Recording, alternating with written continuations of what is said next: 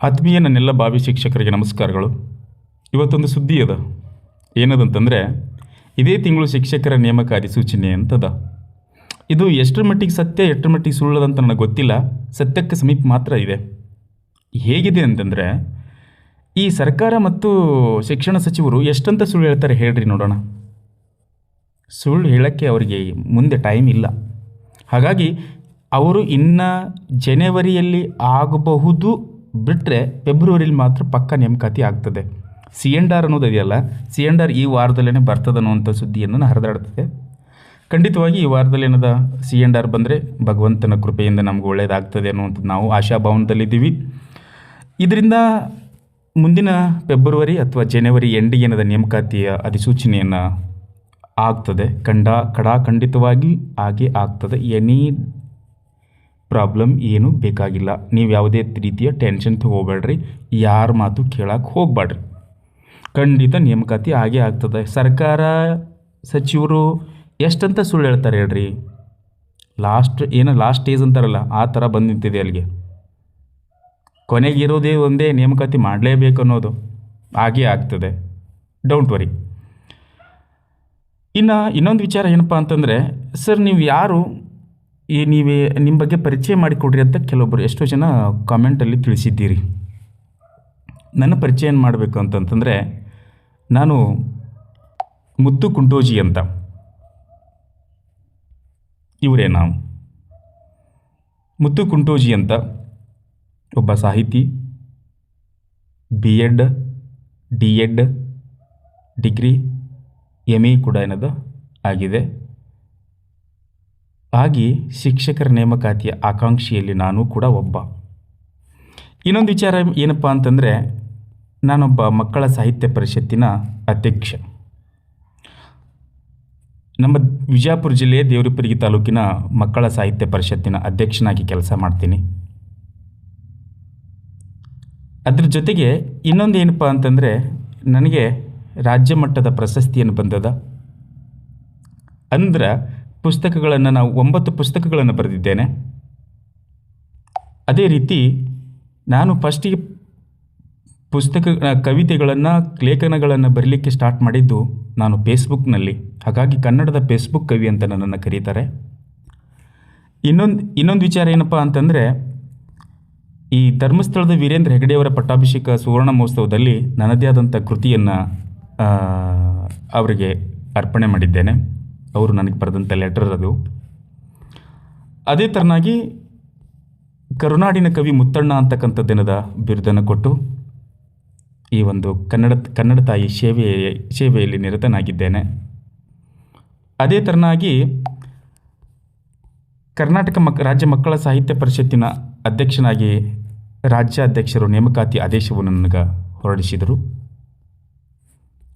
ಅದೇ ಥರನಾಗಿ ನನ್ನದೇ ಆದಂಥ ಒಂದು ಕೃತಿಯ ಬಳಗದಲ್ಲಿ ಇದ್ಕೊಂಡು ಬರೆದಿದ್ದಾದರೆ ಅಲ್ಲಿರ್ತಕ್ಕಂಥ ವಿಚಾರವನ್ನು, ಇದು ನಾನು ಮುತ್ತು ಕುಂಟೋಜಿ ಅಂತ, ಇದು ಇಡೀ ರಾಜ್ಯದ ಎಲ್ಲರೂ ಸೇರಿಕೊಂಡು ಒಂದು ಸಾಹಿತ್ಯ ಸಂಗಮ ಅಂತಕ್ಕಂಥದ್ದನ್ನದ ಒಂದು ಪುಸ್ತಕವನ್ನು ಮಾಡಿದ್ದೇವೆ.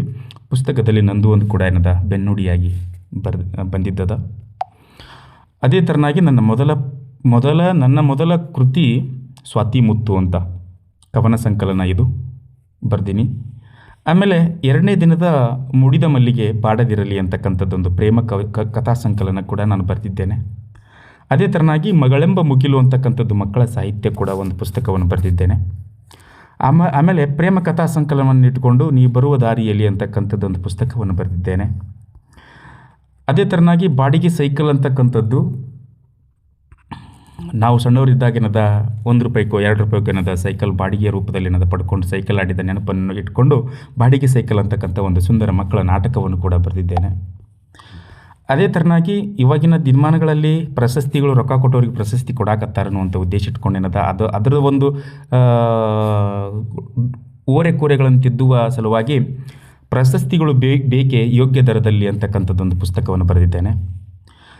ಈ NEP ಸರ್ಕಾರ NEP ಬಂದಂಥ ಸಂದರ್ಭದಲ್ಲಿ NEP ಆದಮೇಲೆ ಸೆಕೆಂಡ್ ಲ್ಯಾಂಗ್ವೇಜ್ ಆಗಿನದ 5ನೇ ತರಗತಿಗೆ ನನ್ನೊಂದು ಪಠ್ಯಪುಸ್ತಕವಿದೆ. ಪಠ್ಯಪುಸ್ತಕದಲ್ಲಿ ನನ್ನೊಂದು ಪದ್ಯವಿದೆ, ಸ್ವತಂತ್ರ ಬಾವುಟ ಅಂತ. ಇದು ನನ್ನ ಪರಿಚಯ ಆಗಿರ್ಬೋದು ಇದು. ಅದೇ ಥರನಾಗಿ ನಾನೊಂದು ಶಾಲೆಯಲ್ಲಿ ಶಿಕ್ಷಕನಾಗಿ ವರ್ಕ್ ಮಾಡ್ತಾ ಇದ್ದೇನೆ. ಅದೇ ಥರನಾಗಿ ನನಗೆ ಸಗರನಾಡು ಚೇತನ ಪ್ರಶಸ್ತಿ ಅಂತನದ ನನಗೆ ಪ್ರಶಸ್ತಿಗಳನ್ನು ಕೊಟ್ಟು ನನ್ನ ಗೌರವಿಸಿದ್ದಾರೆ.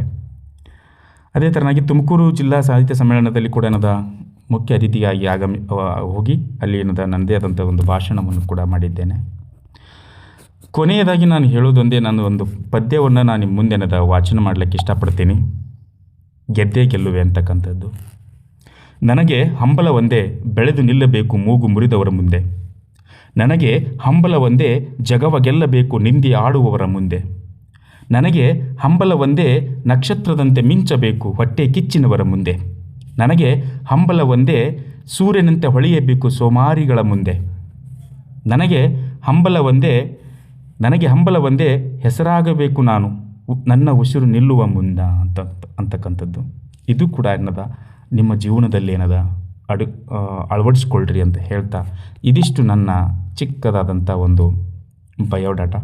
ನಿಮ್ಮೆಲ್ಲರಿಗೇನದ ನಾನು ಪರಿಚಯ ಆಗಲಿ ಅನ್ನುವಂಥ ಉದ್ದೇಶ ಇಟ್ಕೊಂಡು, ನಾನೇನು ದೊಡ್ಡ ಕಲಾವಿದನ, ದೊಡ್ಡ ಏನು ಹೆಸರು ಮಾಡಿದಂಥವ್ರಿಲ್ಲ. ಇನ್ನು ಸಣ್ಣ ಪುಟ್ಟ ಏನದ ತಾಯಿ ಕನ್ನಡಾಂಬೆಯ ಪಾದಗಳಲ್ಲಿ ನಂದು ಒಂದು ಕೂಡ ಇರಲಿ ಅಂತಂತ ಅಲ್ಪ ಸೇವೆಯನ್ನು ಮಾಡ್ತಕ್ಕಂಥ ಇನ್ನು ನಾನು ಎಳೆಯ ಅಂಬೆಗಾಲಿನಲ್ಲಿಡುವಂಥ ಒಬ್ಬ ಮನುಷ್ಯ ಅಷ್ಟೇ. ಹಾಗಾಗಿ ನನಗೆ ಇನ್ನೊಂದು ಏನಪ್ಪ ಅಂತಂದರೆ, ಈ ಶಿಕ್ಷಣದಲ್ಲಿ ನನಗೆ ಓದುವ ಹವ್ಯಾಸ ಭಾಳಷ್ಟು ಏನದ ಸಿಕ್ಕಾಪಟ್ಟೆ ಇರೋದರಿಂದ ನನಗೆ ಟೀಚರ್ ಆಗಬೇಕು ಅನ್ನುವಂಥ ವಿಚಾರನ ಇಟ್ಕೊಂಡೇನದ ನಾನು ಇದನ್ನು ವೀಡಿಯೋಸ್ಗಳನ್ನು ಮಾಡ್ತೀನಿ. ಯಾವುದೇ ಉದ್ದೇಶ ಅನ್ನೋದು ನನಗೆ ಅದು ಇದು ಸಬ್ಸ್ಕ್ರೈಬರ್ ನನಗೆ ಯಾವುದೂ ತಲೆಯಲಿಲ್ಲ. ನಾನು ಒಟ್ಟಾರೆ ಏನು ಮಾಡ್ತೀನಿ ಅಂತಂದರೆ, ಓದೋದು ಹೆಂಗೆ ಓದಬೇಕು ಅನ್ನೋದ್ರ ಬಗ್ಗೆ. ನಂದು 5 ಸರಿ ಕರ್ನಾಟಕ TET ಆಗೈತಿ, 3 ಸರಿ ಏನದ ಸೆಂಟ್ರಲ್ TET CTET ಆಗೈತಿ. ಈಗ ಒಂದು ಸ್ವಲ್ಪ ಅಲ್ಪರ ಮಟ್ಟಿಗೆ ಏನದ ನಾನು ಸ್ವಲ್ಪ ನಾಲೆಡ್ಜನ್ನು ಹೊಂದೀನಿ ಅಂತ. ನಾನು ಅಷ್ಟೇನು ಶಾಣೆ ಅಂತ ಹೇಳ್ಕೊಳ್ತಾ ಇಲ್ಲ.